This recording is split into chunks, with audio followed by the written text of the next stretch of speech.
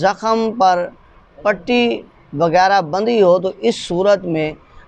غسل کس طرح کیا جائے گا؟ اکثر جو ہے وہ کسی کو چوٹ لگی ہوتی ہے یا بازو ٹوٹی ہوتی ہے یا انگلی نکلی ہوتی ہے یا کسی بنا پر جو ہے اس نے ہاتھ پر، بازو پر یا جسم کے کسی حصے پر پٹی باندھی ہوتی ہے، تو اس صورت میں وہ غسل کیسے کرے گا؟ تو آئیے ہم آپ کو بتاتے ہیں۔ السلام علیکم ورحمۃ اللہ وبرکاتہ۔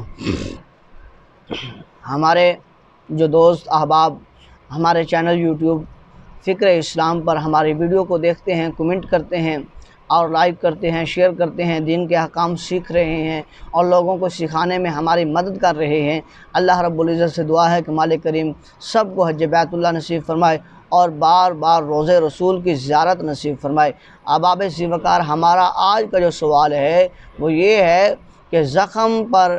پٹی وغیرہ بندھی ہو تو اس صورت میں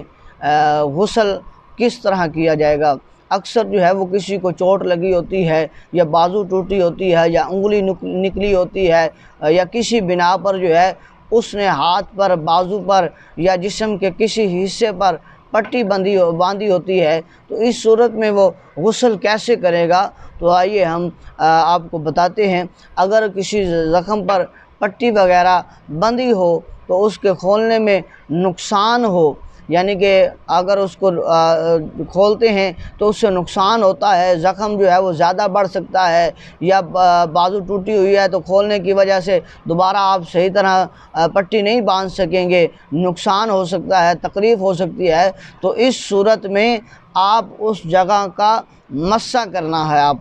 آپ اس جگہ سے مسح جب کر لیں گے تو باقی جسم پر، باقی بدن پر آپ پانی بہا لیں گے تو آپ کا غسل ہو جائے گا۔ ہاں، یہ یاد رکھ لینا ہے کہ وہ پٹی جو ہے وہ زیادہ جگہوں کو گھیرے ہوئے نہ ہو، اتنی سی جگہ کو گھیرے ہوئے ہو جہاں نقصان ہو، یعنی کہ ہڈی ٹوٹی ہوئی ہے تو اتنی جگہ گھیری ہو، یا زخم ہے تو اتنی جگہ پر پٹی ہو، اس سے زیادہ نہ بڑی ہو۔ اگر اس سے زیادہ ہو تو پھر وہاں سے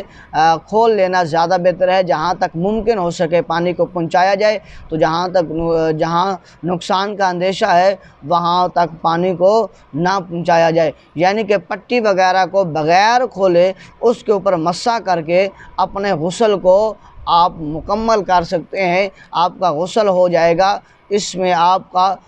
کوئی مضاحکہ نہیں ہے، کوئی حرج نہیں ہے، کوئی غسل میں کمی نہیں واقع ہوگی۔ اللہ وحدہ لا شریک ہم سب کو دین کے مسائل کو سمجھنے والا بنائے اور لوگوں کو سمجھانے کی کوشش کرنے والا بنائے۔